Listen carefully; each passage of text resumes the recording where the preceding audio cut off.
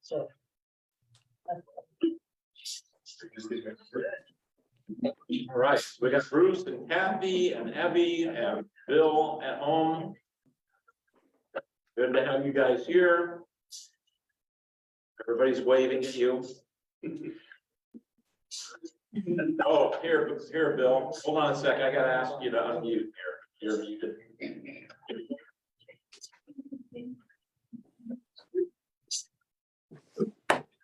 There you go. So we didn't hear what you said, but. I was just saying, I'm down here in Redmond, Washington, Oh, no. Oregon, Redmond, Oregon. I'm sorry. That's in Oregon. Yep. Look at that. No, you're not. You're right here. Miracles Super and that- signs. Yeah. Super that you tuned in. I'm gonna turn this up all the way.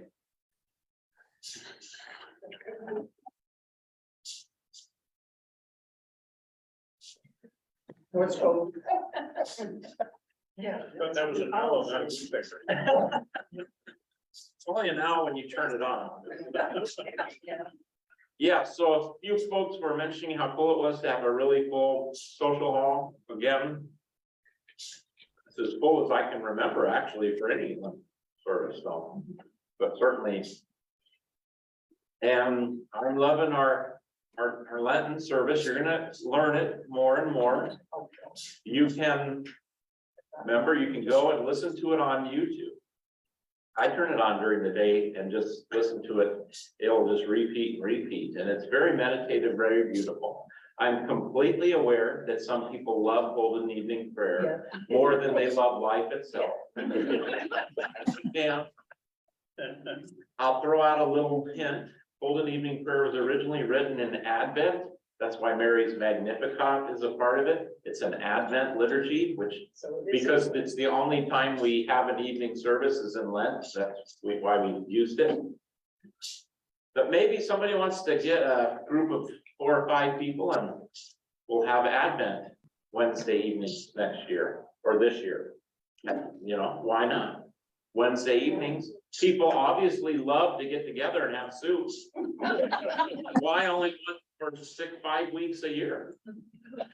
Or we could just randomly do a soup supper night and golden evening prayer through the summer, once a month. Sky's the limit here, folks. You do it once a week on the golden. Yeah, You gotta take a whole week. though. yeah. But there also is something to doing new things. You know, even when we have things we love, because I really believe this service is more fitting for Lent that we're doing now, and that's probably my favorite Lord's Prayer that I've actually heard. So anyway, I like it way better than I thought I was going to. Yes. I had listened to it and I said to Gary, well, this thing's a little long here and be good. But when you're there, that's the part of it, it is good. yeah, good. Okay, one thing I want to, Mary's going to share with, talk as loud as you can today. Okay, because I'm a little louder and I think the owl then gets confused. So talk as loud as you can. Yes, Mary. What did you say? You had said something before that Justin had done something with the music. He wrote that whole service. So, but he explained chant and how it works in the week prior. So that's what I meant to say. I heard that. I wondered if, did he do the music too? He did. He wrote the entire service. That's really impressive. Yes. Yeah, and It's beautiful. And you're welcome to tell him that. yeah, please do. And I'm really hoping it'll catch on. There's lots of people listening that he knows throughout all of the country and his different networks of musicians, and they're excited about it as well. So, you know, who knows? We could call it Silverdale Lutheran Evening Prayer, like Holden. Does he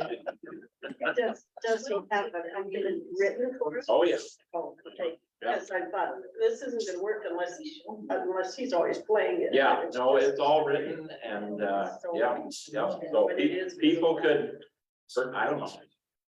But they could ask to use it, and I know he'd be happy for them to do that. Well, we got copyright, making some money too. Yeah, oh, yeah, that's right.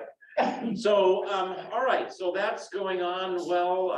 We've got our youth auction. Remember, you have to sign up. I think there might be still some chairs open. But anyway, that's shaping up good.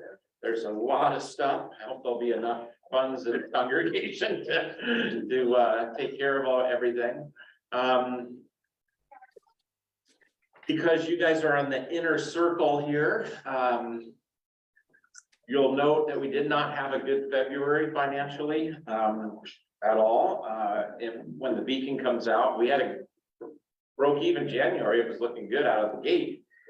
For whatever reason, we only brought in 50,000, which is about 30,000 less than what we need. But we had a huge offering yesterday, so maybe everybody just forgot. I don't know. But we're going to be watching that. You'll be getting some new information.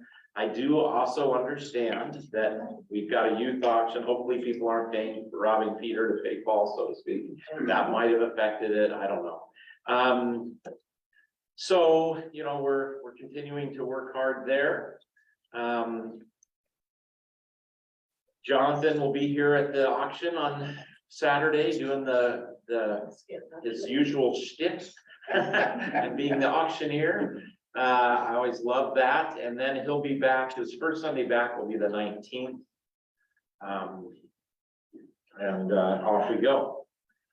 So I think without any other things, yes, please. Will there be a service for John Huff? There is. So that's in the Beacon this Sunday. Thanks for asking. It's March 23rd, which is a Thursday, March 23rd, and it'll be in the Beacon it is in the Beacon this Sunday, at Krista Shores.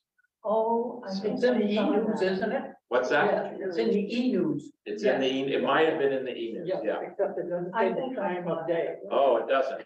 2:30. 2:30 in the afternoon on 2:30. Thursday. 2 weeks from today, I think that would be, right? I hope, or is it next week? No, 2 weeks. Okay, so thank you for asking about that. My understanding is Burton Clark is, I hope he's moved to Northwoods now, Yeah, but he's back to Northwoods. John Daly is still struggling, but had a little better day yesterday with his double transplant things. Is he still in the hospital? Yeah. Oh, my God. Yeah, so I'm really glad that we did the GoFundMe and the pastor, you know, all the other ways we supported Ann, because she's having to go over there a lot, obviously. Let's see. There's one other, yeah, anyway, all right. I think we are set. Let us roll in here and share the screen.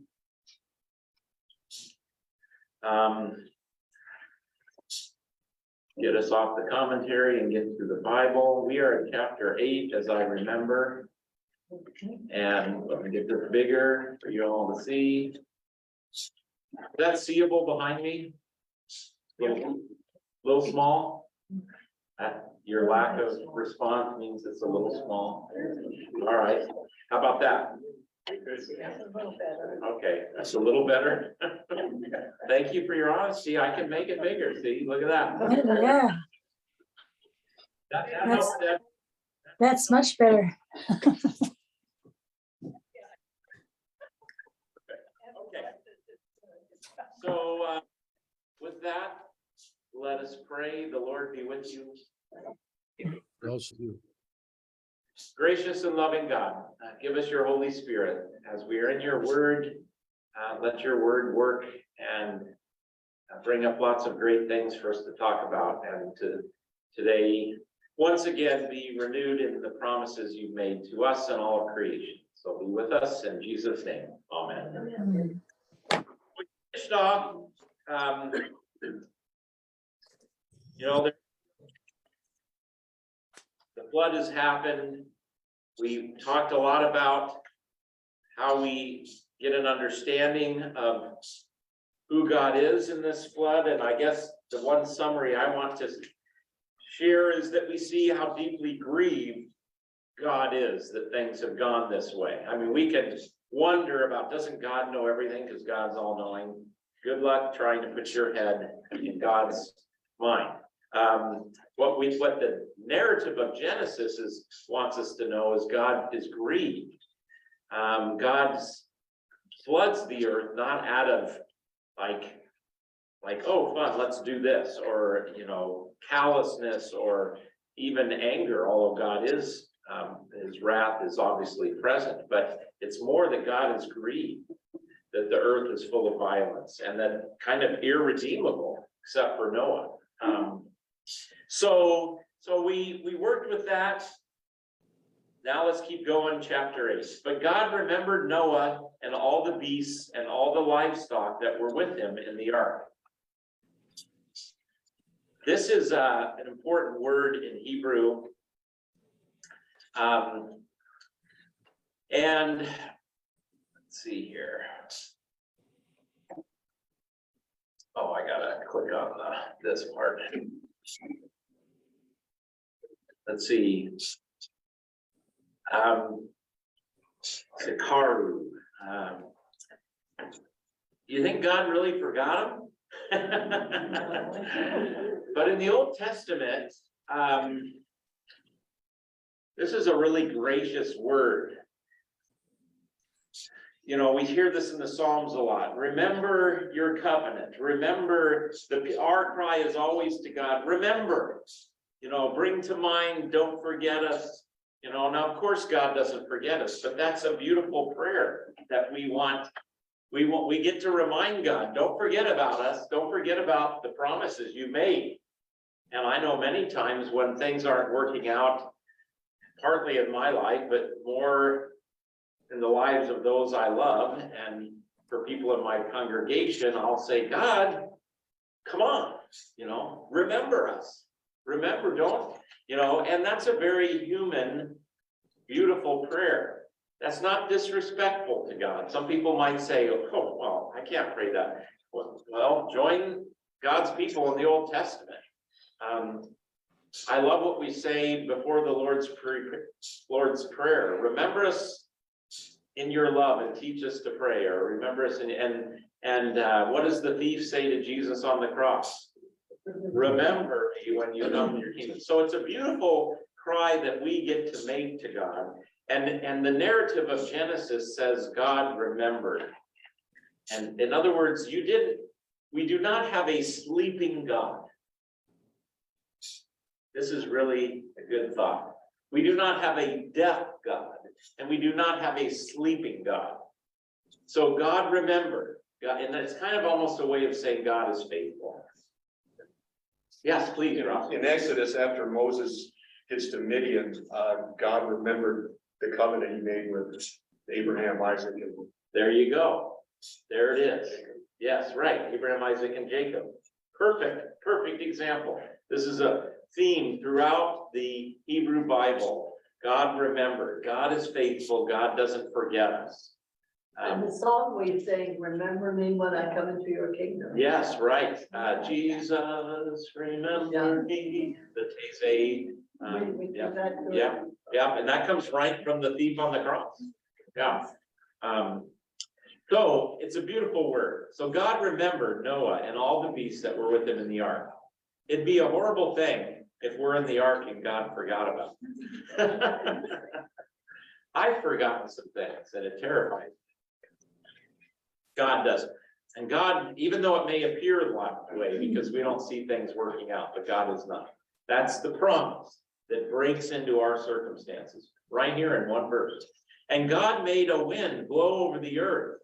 And by the way, don't forget, ruach is also spirit.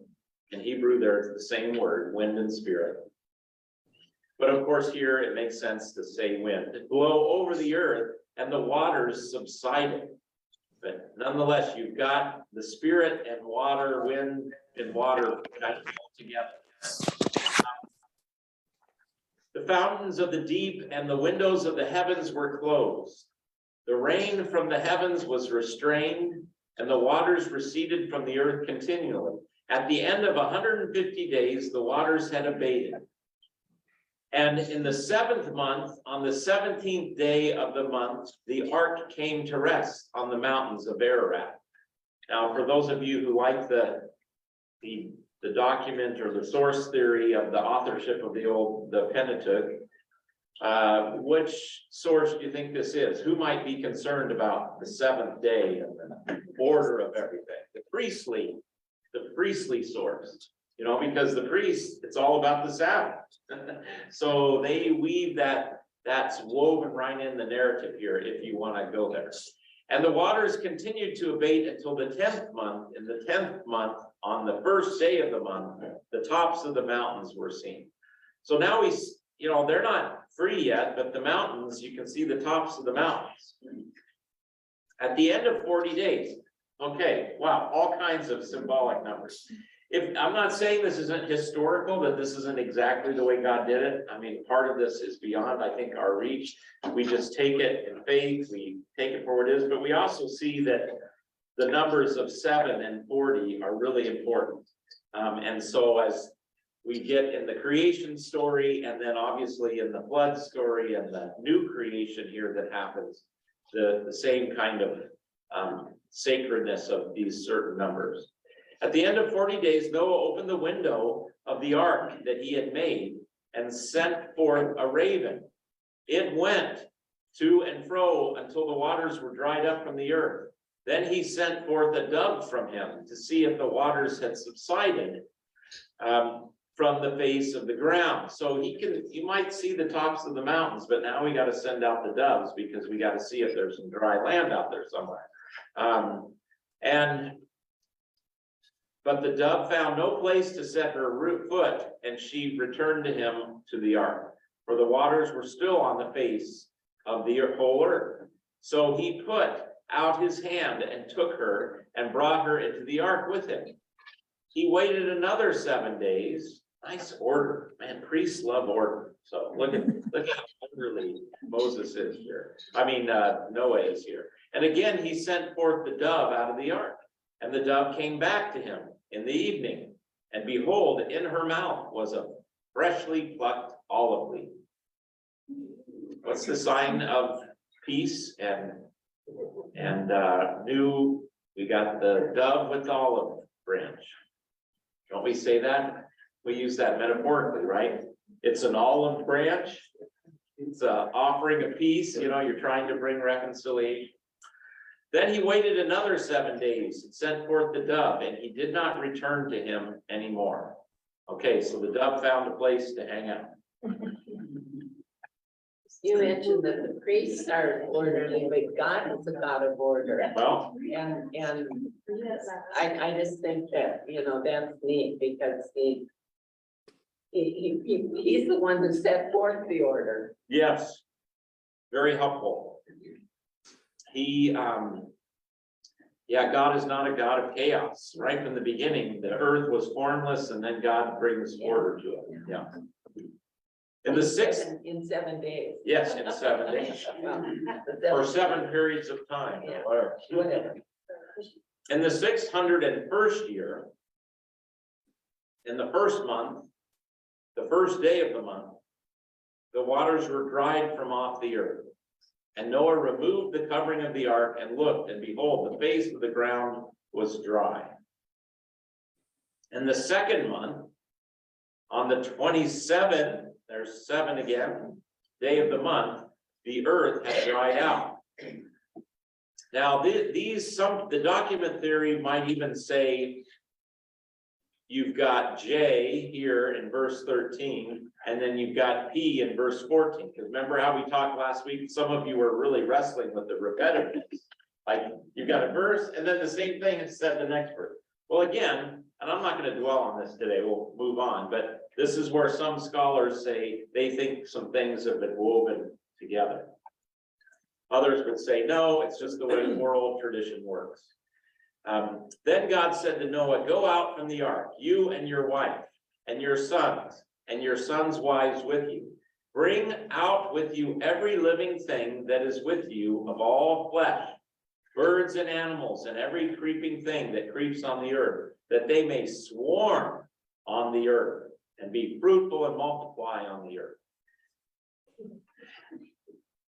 The order of this chapter is very reflective of the order of the first chapter of Genesis. What does that tell you? It's kind of new creation time.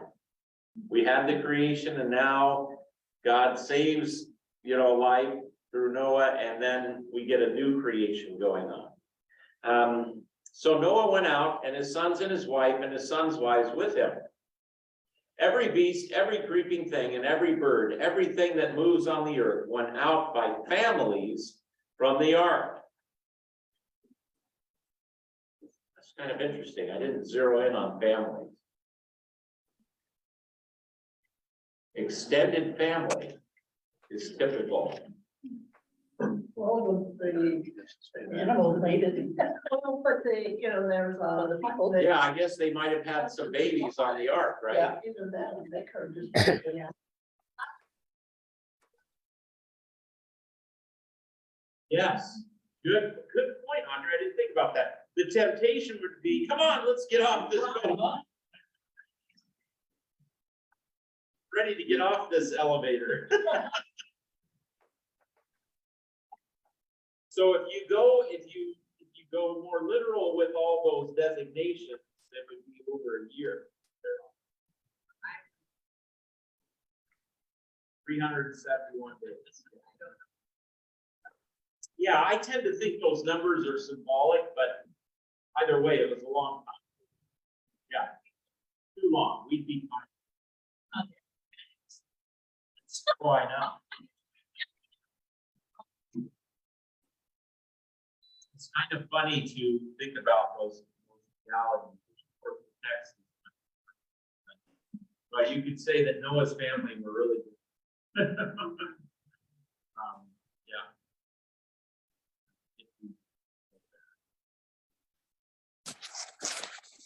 See, looking at my little Hebrew dictionary here. Clan. So this, so that maybe there has been some multiplying over the year. More people came off, people as well as animals came off the ark than what went in. So, all right, now we move into a really important point, and that's the word covenant. We'll see if it shows up in this text, but my little Bible, gives that as the subheading for this section. I've highlighted this in purple because most scholars, I said I wasn't going to keep talking about the J and P thing, but anyway, most scholars believe this is the J source, the Yahweh source. All right, then Noah built an altar to the Lord and took some of every clean animal and some of every clean bird and offered burnt offerings on the altar. So obviously we got more than the two originals. Okay, Yeah, Yeah, the clean ones, they had 7. the clean ones, that's right, they had 7. Thank you, Doug. But I think this is the first time somebody builds an altar to God. And it's the very first thing he does when he gets off the ark. Yeah. Yeah. So he builds an altar and he makes sacrifices to God. Did Cain and Abel have altars? I don't know. Did they? What? Did Cain and Abel have altars? I don't think so. I don't know. I mean, they brought offerings to God, but I don't know that there was an altar, But maybe it's implied. It is interesting. This is the first thing that Noah does. What does that tell us? And then the Lord smelled the pleasing aroma. By the way, in Babylonian myths and creation stories and whatnot, gods get hungry and they want some food. They like, that's not what's going on here. It's metaphorical to talk about the aroma pleasing God, but it is about God's being pleased with the offering. God doesn't need the offering for sustenance or something like that. It's very different than even the ancestral worship that we hear about in some cultures, where they have to do these things for their dead ancestors or else, So pleasing aroma, and the Lord said in his heart, I will never again curse the ground because of man. For the intention of man's heart is evil from his youth. I'm pretty sure that your Baptist brothers and sisters in Christ, or spouses, friends, etc., or your history as in the Baptist church, this is where they get their age of accountability. A Baptist church will say, you don't need to be baptized as a baby because you're not held accountable for your sin. They're not, I don't think they'd say that children don't have a sense of selfishness. You know, as I think they'd be hard pressed to say that just from empirical evidence. But, you know, when you get to 5th and 6th grade, that's when in the VBS curriculums coming out of Baptist publishing houses start to include an altar call after every class. Because now you might be accountable for your sin. You better give your life to Christ. And I think this might be it, because neither will I ever, you know, the intention of man's heart is evil from his youth. I don't know. We'd have to get a good Baptist pastor in here, a Baptist congregant in here to say, this is where we get it. Us Lutherans go to the Psalm 51 and other Psalms that say, I've been a sinner since my mother's womb. You know, so it's a part of now our nature. But anyway, that's a side, you know, that's a little plus content for you today. That's a little bonus. Yes, My Bible says inclination. the inclination, yeah. Neither will I ever again strike down every living creature. We're gonna come back and talk about this whole covenant, but let's get it all on board. Down every living creature as I have done. While the earth remains, seed time and harvest, cold and heat, summer and winter, day and night shall not cease. That's a promise. The fact that the days are getting longer. The time of year. Springtime is supposedly on its way. Don't forget the time change. Sunday. And the time change Sunday. Ah, time change.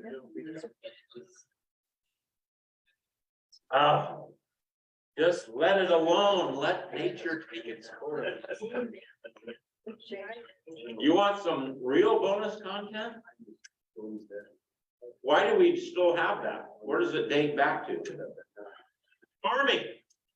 Yes. Yep.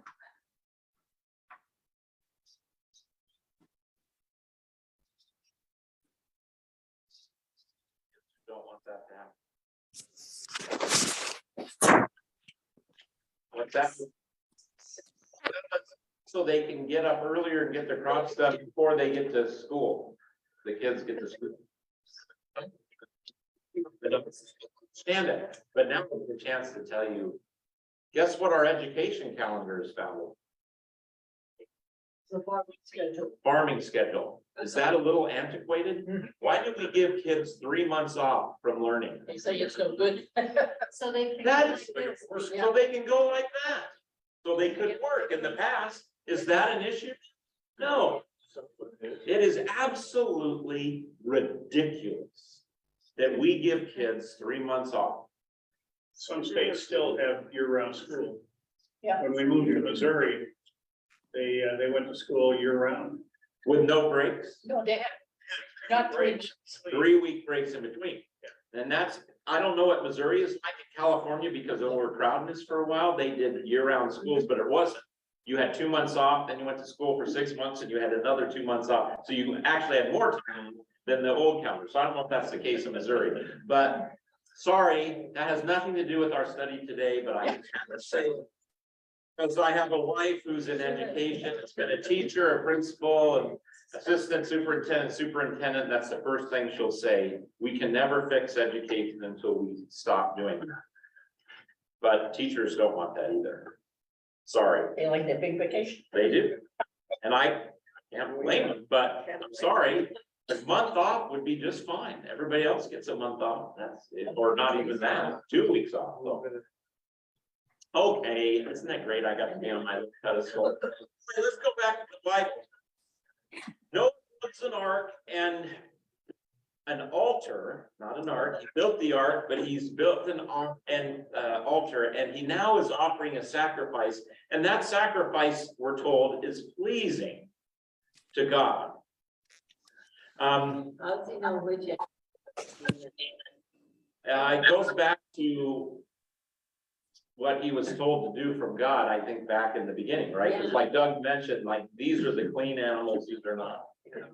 So I don't know truthfully, but I do want to just hold up for us that this sense of worship in the past and maybe in the present, we talked about this in Manna yesterday, is about making sacrifices to God. And the question is our sacrifice accepted? And so Noah builds an ark, an altar, and makes sacrifices, sacrifice these animals, and it pleased God according to. So maybe Noah does that in faith in God and thankfulness for being rescued. And so he offers these things that are precious to him and to, precious in general to God, and it pleases God. So what pleased God about that offering is a question. Yes. Well, I was thinking today, if we give offering, if we give sacrifice, he's looking at our heart, not at what we do necessarily. Right. Our heart attitude. God is definitely concerned about the heart and not the outward sacrifice. Yeah, The outward sacrifice needs to be a sign of what's going on inside. well, yeah, because we don't sacrifice animals today or whatever, so how do we sacrifice? Well, we give our time, we give whatever, Yeah, but it's our heart that he's looking at. yes. I think that's really important, and that's what God is concerned on. He's doing heart surgery on us. Yeah. He really is. Gary says we call it barbecue. but- Barbecue. And I can tell you, you can understand why ancient peoples, because let's face it, barbecue smells good. My neighbor loves to, smoke pork and beets next door to him, just like, bring it on. So it's pleasing. But going deeper, right away, notice what human beings are doing. They are taking things of great value to them, and they are giving them to God, and they're burning them up.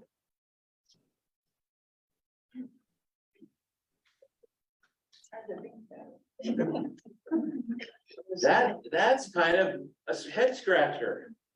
What we would say today is, oh no, don't burn that up. That can be used for something good. But ancient peoples believed it was important to take what was of great value to you and give it to God. No side benefits to come. Like in church, I've said this before, it's sacrosanct maybe, but it'd be like you put, back in the days when we actually used cash, and you put a bunch of cash in the offering plate, and we went up and we burned it, gave it to God. That'd be like, wait, a lot of good stuff could be done with that, huh? What does Judas say to Jesus when the woman pours out? We could have sold this and given it to the poor. I doubt he was sincere, but maybe he was.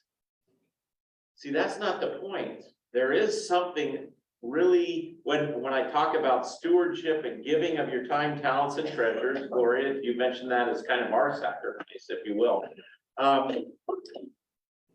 That, typically this is where I'm going.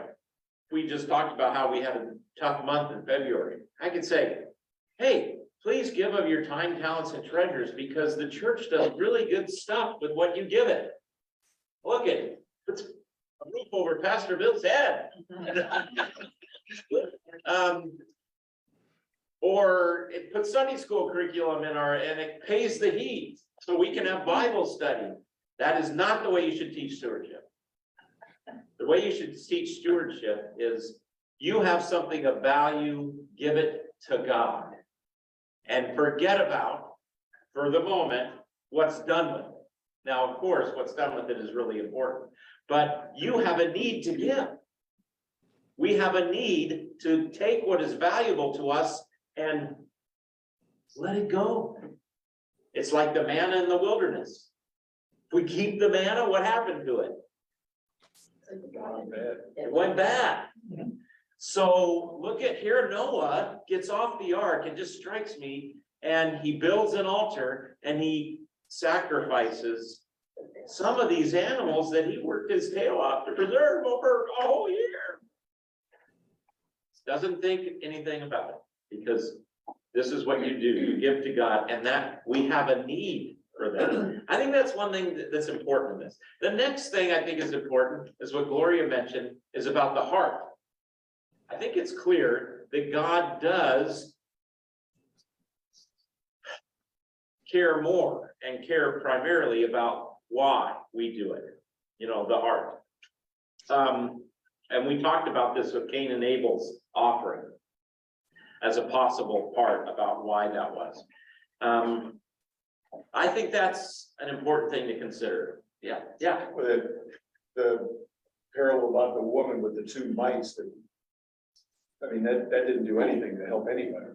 Great point, Ross. See, that ain't another example of, you know, like if it was all about what could be done with our offerings, why would Jesus celebrate a woman who gave 2 copper coins that were worth nothing? You know, like almost like a penny is today. So, yeah, like, but he says she was the best. She gave the most. Came from the heart. Came from the heart. Excellent. All right. Now, one of the things that this part of the covenant is rooted in is that the intention of man's heart is evil. And again, I suppose we could break down youth, like, is that 5th grade, 6th grade? Is that 1st grade? Is that from the crib? I think the text isn't concerned about talking about that, but it is a very, this is a fancy word for this, a very low anthropology. What does that mean? It means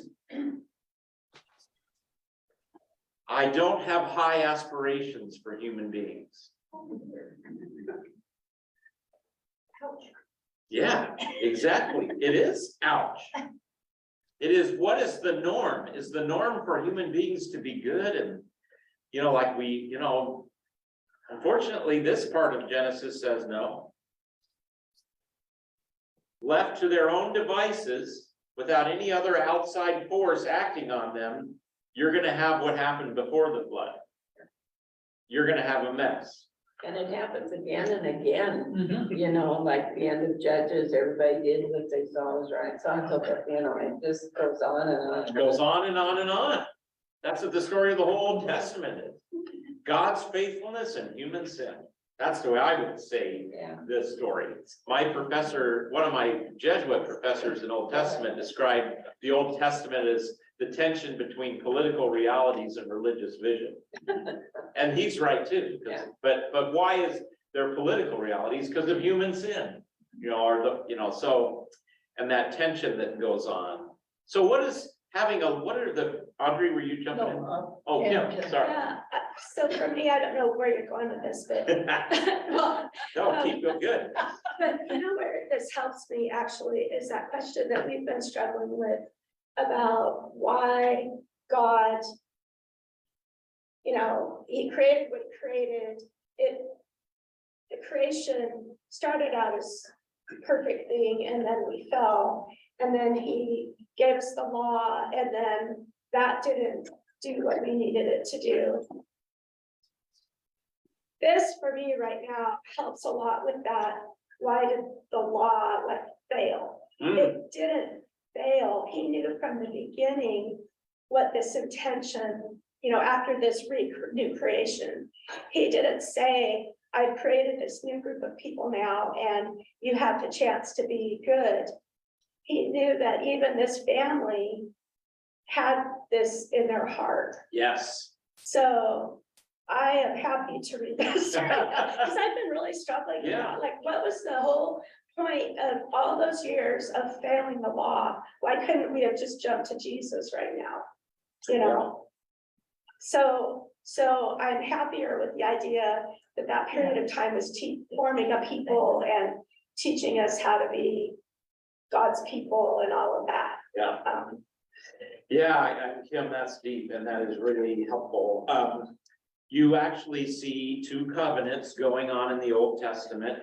Here's God making a promise, I'm never gonna destroy things, so we're gonna talk about that, even though human beings are evil. So I'm gonna now get messed up with them and trying to bring out redemption. And then the first thing he does is he chooses Abraham and Sarah. Yeah. Which is a pure promise. So we've And got, then he'll give the law to kind of curb, yeah, so we got all of this is for people who are just not good. yeah. It's- That's what the law is there for. This gets me where I was kind of going with this low anthropology. What's the law there for? You gotta keep people. Because if you don't put some boundaries on them, they're gonna go crazy. So, and Paul says this in Galatians, the law was a custodian until Christ. Now, so, and Luther puts the Ten Commandments as the first thing in the small catechism. So we need the law. Our old human nature needs the law in particular. I think you could make the case that the Christ in us doesn't need the Ten Commandments because you're just gonna do them. You know, like in Jeremiah where it says the new covenant, I won't have to teach them, it'll just be in them, it'll be in their hearts. So, But we're saints and sinners. but we're saints and sinners, and this is where the law is so important. And why having a low anthropology is really important. One, if you have a high anthropology, I'm pretty sure you don't need a Christ who dies on the cross. Because just give them some teaching and they'll be able to do it. See, this is where when people, whether it's conservative, liberal, progressive, traditional, libertarian, or whatever, green, whatever party, when I listen to some of the parties and they tell me that if they enact this law or they do this, this is gonna make everything so wonderful and good. And I just have like, Oh, yeah. because the best you can do this side of heaven is have trade-offs. And I know no one's gonna get elected by saying, you know, I think if we do this, it'll help a lot of people, but I also know it's gonna probably do some bad things too. No one's gonna get elected if they tell the truth, but it's the truth. That's the truth, and we as an electorate are causing the problem because we fall into it all the time. You know, if we elect this person, that is just so high anthropology. You know, our founders, who were men mostly, but also women behind the scenes telling their husbands what's up, you know, at the dinner table. Did not have a high anthropology. They came from Europe. They came from all of that. Human beings, when they have power, are gonna use it for their own selfish purposes. And so you should be very critical about no matter what you hear, no matter what news station you hear on, no matter what, we should be very sober. That doesn't mean you give up on trying to make the world a better place. Absolutely not. But let's go into it eyes wide open. Like, wow, if we enact this government program, maybe we're gonna keep some kids from being hungry in the morning, but you know what? We're also gonna enable people not to go get a job maybe. Now, when I hear the debate about this, I just hear both those sides being said, but both of them are true. So you have to decide what's better. So I'm not here to preach politics to you today, because I'm not qualified for that. Maybe I know, see, that's my own hubris, but I really just want to say, let's go to theological stuff, not just practical. If you have a high anthropology, basically the Savior only needs to come and teach you some new good stuff. There's an expectation that if you know, here, let me just give you the enlightened teachings of Jesus. And if we do that, we can bring about the kingdom on earth. That is so naive. Because we're sinners and saints.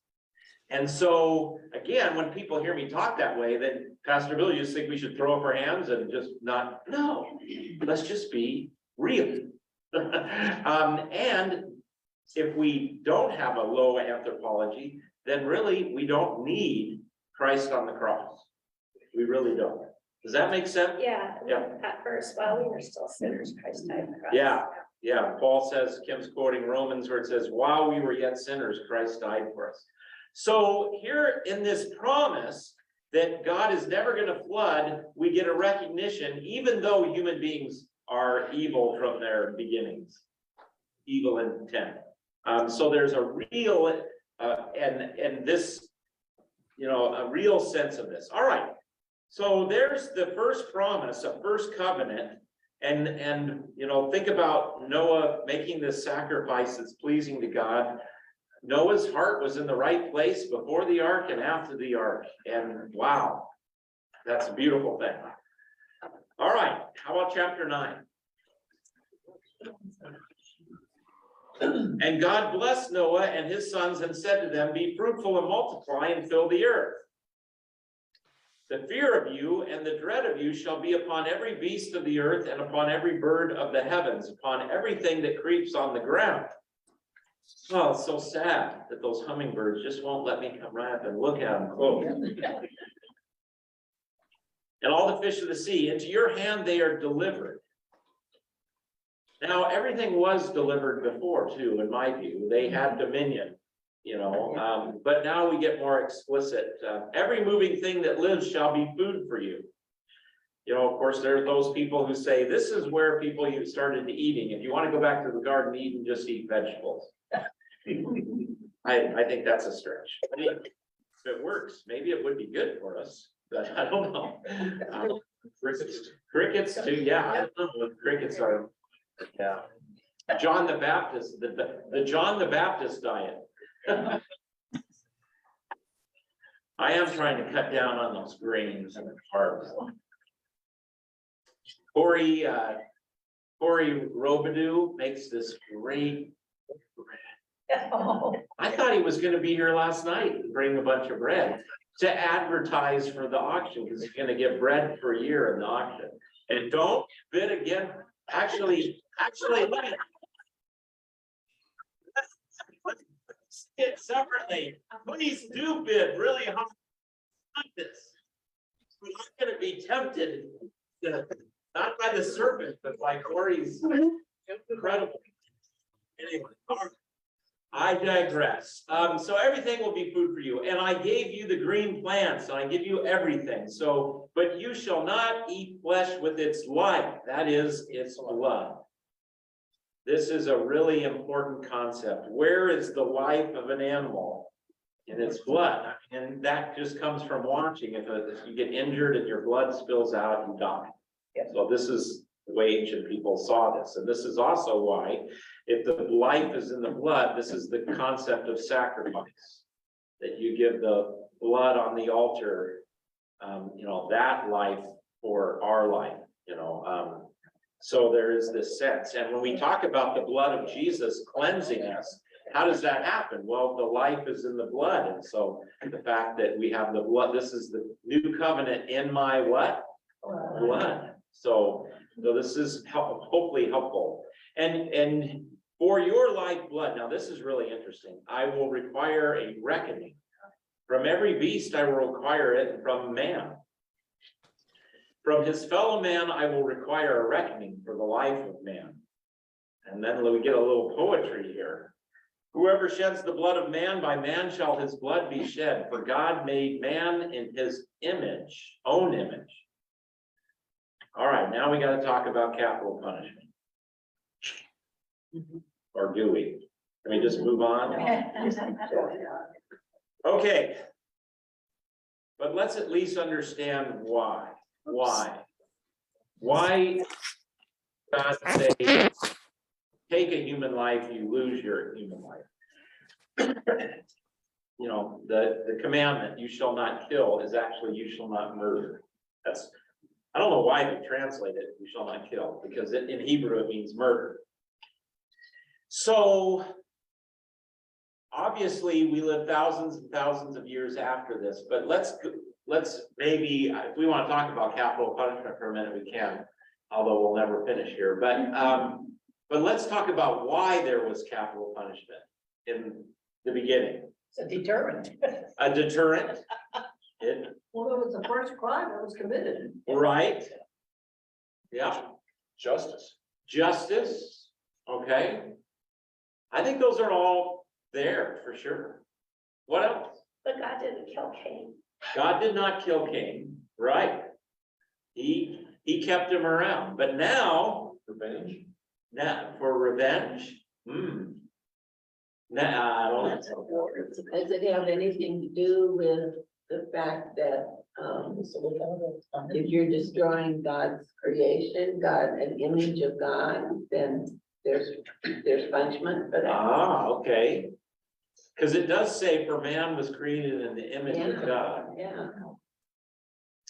I think you're all dancing around it very nicely. And all those things are really true. You're taking the place of God. They're taking the place of God. God did not, when he created Adam and Eve, he did not have a timeline on how long they would live. Oh, they were gonna live forever as long as they ate of the tree of life. So, well, live forever, but be forever, I think, yeah. That's there, and I think those are all on target. I think the difference is now after the flood, God has to, this is the first law. Because what was happening before the flood? The earth was full of violence. They were murdering each other, and so he's right out of the gate, he's gonna have to say, okay, this shall not happen. And if it does, you lose your life. If you murder someone, you die.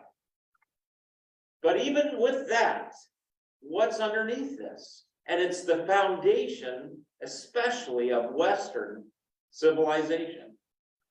Life is sacred. Do all cultures believe this?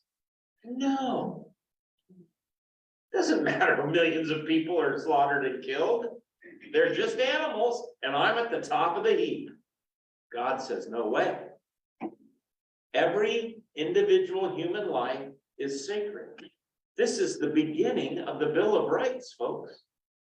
In this country, and then all throughout history in jurisprudence. Human beings are sacred, so we don't get to kill human beings. But you're gonna say, but wait a minute, somebody has to enforce the capital punishment. And that's where we have this doctrine of the, for lack of a better word, two kingdoms, or that God has in, Paul says that God has put leaders there to enforce law and to keep crime and et cetera in check. And so that's who can enforce capital punishment, was the government. And so now today, of course, we debate whether that's the right thing to do. And is that the right way to honor life? And that's a fine debate. But Does the debate of abortion enter into that too? it certainly can. Certainly can. I mean, life is sacred. Again, so for us as Christians, and like our ELCA in 1998 has I think a pretty good statement on abortion, that it's only an option of last resort when the mother's life is endangered, or in rape or incest. So, and which actually interestingly is very similar to what a lot of the Scandinavians have, countries have. A lot of people miss this today, but go and check out their abortion laws. And it says if you choose that, we're gonna give you grace.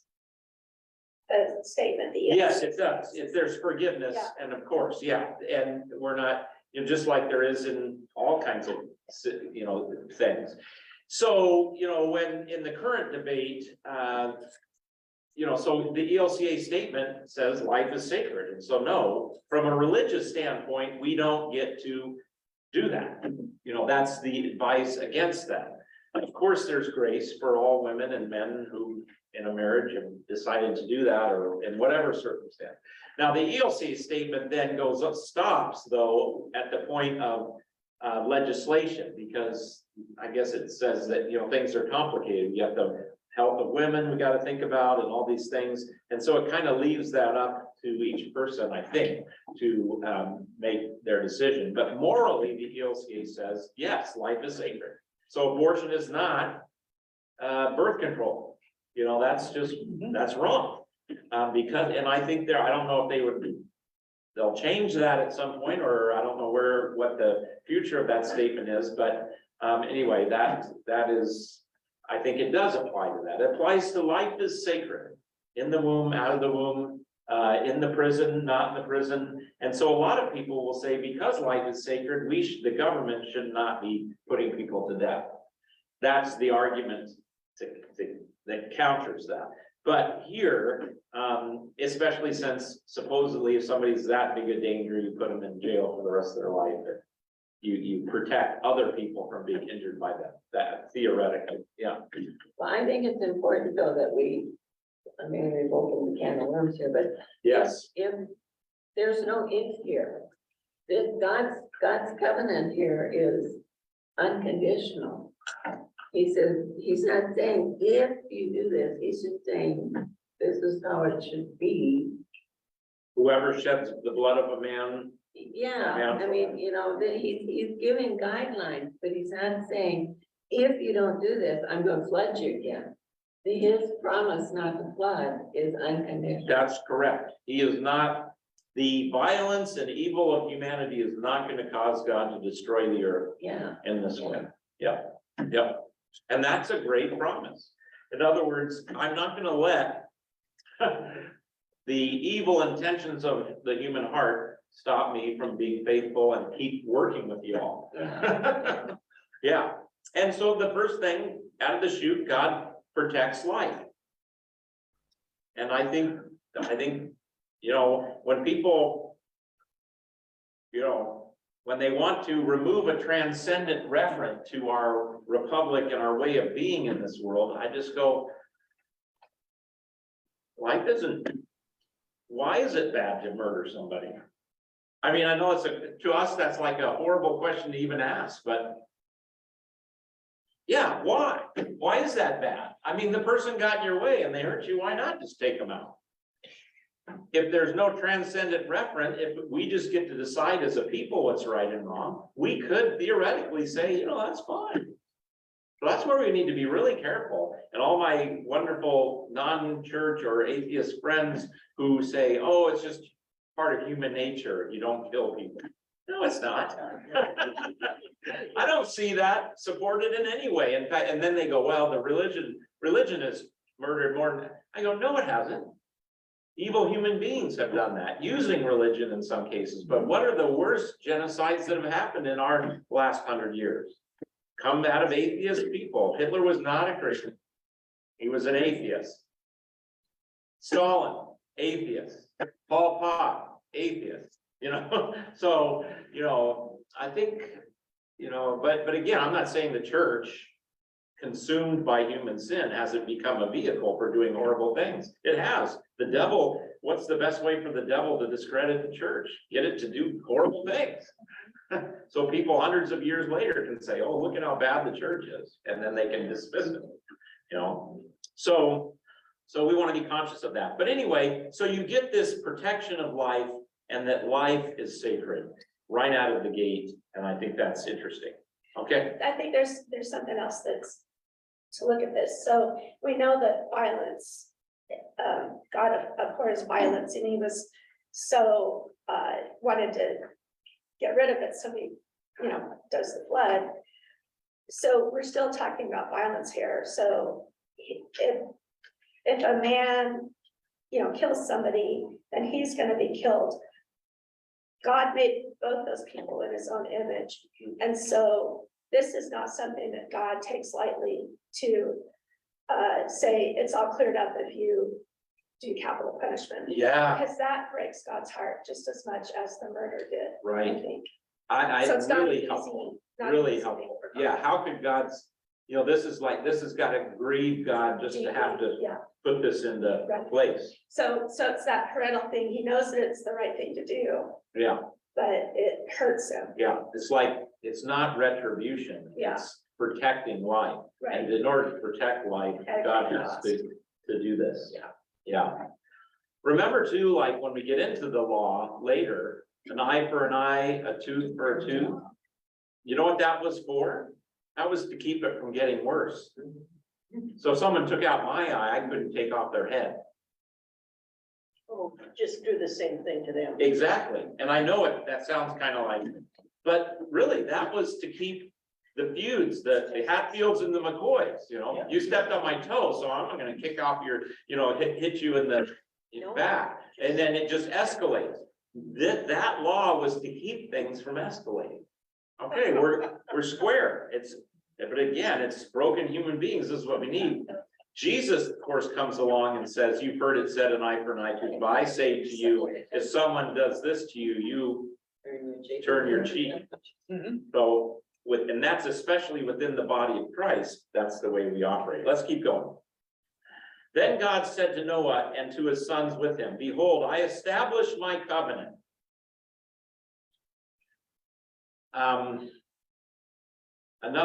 Establish my covenant with you and your offspring after you. Didn't God already do that? Okay. Yeah. Kind of did. So here you go. See, this would be a different source than the source some scholars would say. But nonetheless, behold, I establish my covenant with you and your offspring after you, and with every living creature that is with you, the birds, the livestock, and every beast of the earth with you, as many as came out of the ark. It is for every beast of the earth. So now God isn't just making a covenant with human beings. He's also not going to do this to all of creation either. I establish my covenant with you, that never again shall all the flesh be cut off the waters of the flood, and never again shall there be a flood to destroy the earth. And God said, this is the sign of the covenant that I make between me and you and every living creature that is with you for all future generations. I have set my bow in the cloud, and it shall be a sign of the covenant between me and the earth. When I bring clouds over the earth and the bow is seen in the clouds, I will remember my covenant that is between me and you and every living creature and all flesh, and the waters shall never again become a flood to destroy all flesh. When the bow is in the clouds, I will see it and remember the everlasting covenant between God and every living creature of all the earth and all flesh that is on the earth. God said to Noah, this is the sign of the covenant that I have established between me and all flesh that is on the earth. All right, so now we get a reiterating of the covenant.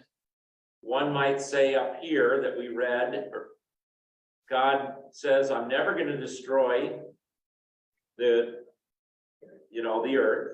Very simple, straightforward. Seed time and harvest time is going to keep going. But now we get that reiterated and establish a covenant.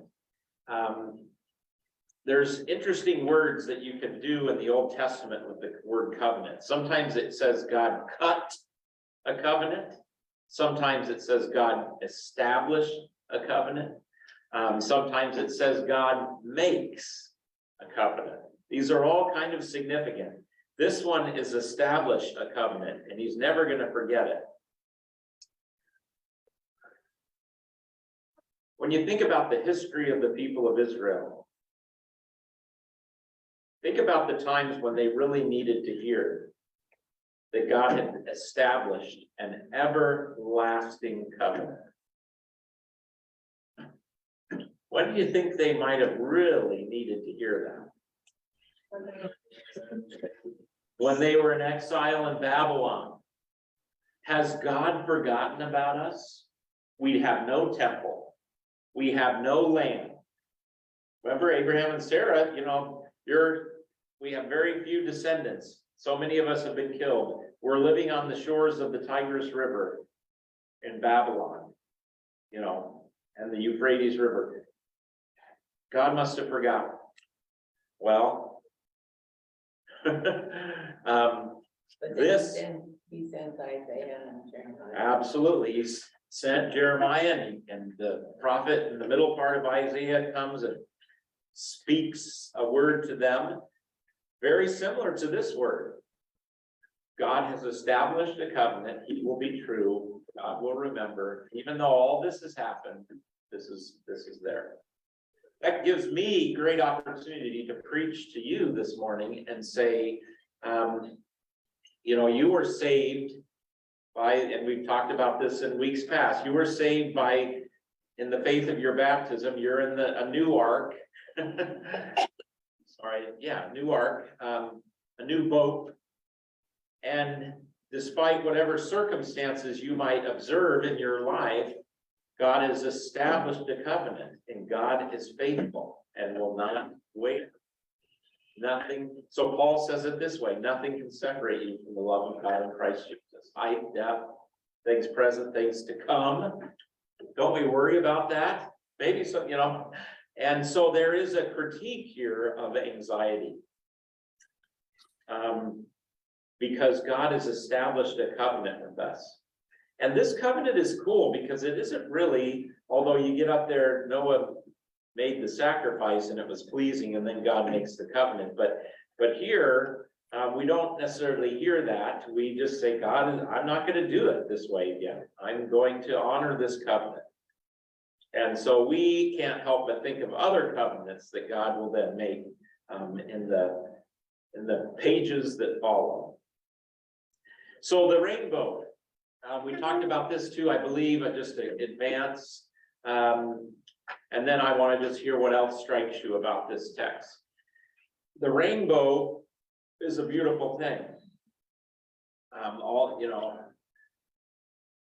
Some people, I don't know, maybe some people don't feel like the rainbow is the bow that he sets in the clouds, but how could you not think that?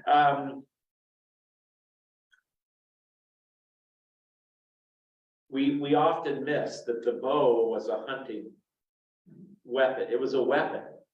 So many folks are going to say that God took the weapon and he set it up in the clouds. I'm not going to use it anymore. I'm not going to destroy the earth with a flood. Where does the flood come from? The sky. So I'm not going to use that bow to destroy anymore. So the rainbow is a kind of, it has that symbol. It's so beautiful and everything, but actually a bow was, in this culture was used to hunt. So I'm not going to hunt for human beings this way anymore. I'm going to do it differently. He's going to come after us, but not with a bow. Does that make sense?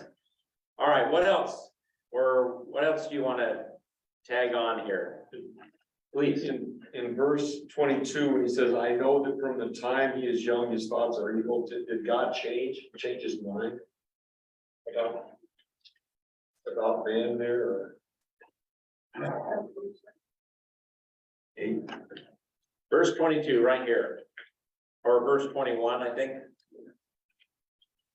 His intentions of his heart are, I will never again, he said in his heart, I will never again curse the ground because of man, for the intention of his heart is evil from his youth. So your question is, Did God change his mind? Yeah. Did he realize there's nothing I can do? super question. Nothing that he will do, Or nothing that he will do. because he could do it, but Who could do it? God, God. Yes, he could do it, but he's not gonna do that. So the question is did God change his mind? He's a God of second chances. He's the God of second chances, okay? Well, when he was going to wipe out some of the other tribes or cities or whatever because they were evil or sinned against him, he also changed his mind. Who was it, asked him if you find 10 people, will you save these? And if you find 9, 5, and 1, will you save them? And he did. It's a great point. It says God, it's even interesting. It doesn't just say changed his mind. He repented. God repented. That's always a thorn in our side, the Hebrew there, but it is repent. It's, in other words, that he wasn't sorry necessarily, but he changed his mind. He was gonna do one thing and did something else. That's what the text says. Yeah, and we go, wait a minute, I thought God was, yeah, Well, this God is the eternal Trinity. So Christ is part of this, who this God is. And so he, if you think about Jesus saying the intent of this man's heart is evil from his youth, and I'm gonna take care of that. In a sense, Christ is our heart because we are saved through him. yes. Beautiful. Ross, this is our dear Brueggemann. The heavy discernment about humankind in 821 does not stand alone. The statement about humankind is kept in close connection to the passion and responsive grief of God. So did God change his mind? Let's keep thinking about that. What distinguishes God in this narrative from every other God and from every creature is God's deep grief. You don't hear other gods in the Greek pantheon having grieving, the grief enables God to move past his own interest and to embrace his creature partner in new ways. And in that respect, Ross, God does something new. Does he change his mind? I think you could talk about that. Did he realize that was something he didn't realize before? That's, I don't know if we can go there. I guess we could. But he definitely, at this point, we get a sense that God is going to come at things differently. That the flood didn't work, and in that respect, I guess he sees that, boy, even in Noah, from Noah and his family there's still gonna be issues. So would that be when he decided to send Jesus? Is that when he decided to send Jesus? Woo! Good question. Want to know the answer? Come next week. Oh, let's pick it up there next week. This month. Seminary. Having retired pastor. Yeah, I think I'm gonna reflect on that, because just maybe, okay. But let me finish the quote here, though, and then we'll finish. In the self-abandoning God, so this goes to Kim, you're saying that, Jesus is eternally, the second person of the Trinity. Brueggemann quotes Ephesians 2, not, that where Jesus didn't count equality as something to grasp, but emptied himself, taking on. So now God is going to get connected with humanity and abandon God's self and get messed up in all of this. And Jesus is the pinnacle of God doing that. So in one sense, I think you may be onto something. This is John Calvin. Our hope is in no other save than thee. In thee, our faith is built upon thy promise free. Lord, give us peace and make us calm and sure that in thy strength we evermore endure. Anyway, yeah, Kim. I think this is where God goes all in with humanity. Yes. And we talked before, I thought about this all week. We talked before about why did God send the flood? Was it for his righteousness? Was it for man's evil? I think the reason that people had this evil intent is that they had forgotten that God is their God. Right. And before I said, God is relentless to save us. I think the real thing is God is relentless to be our God. Yeah. Well said. Yep. And how is he going to accomplish that? Through God's self. Yep, by self-emptying, taking on the form of a cross. Yeah. Taking on the form of a servant. Okay, great work, y'all. Fantastic work. We'll come at it. We'll pick this up with Ross's great question, next week. Better come back for more, right? Thanks. Thank you. All right, thank you. Bye. Thank you. See, we're setting up for the auction, so Lisa said she was coming. she's coming. All right, so she'll help us with that. Okay, thanks, Abby. Thanks, everybody. Bye.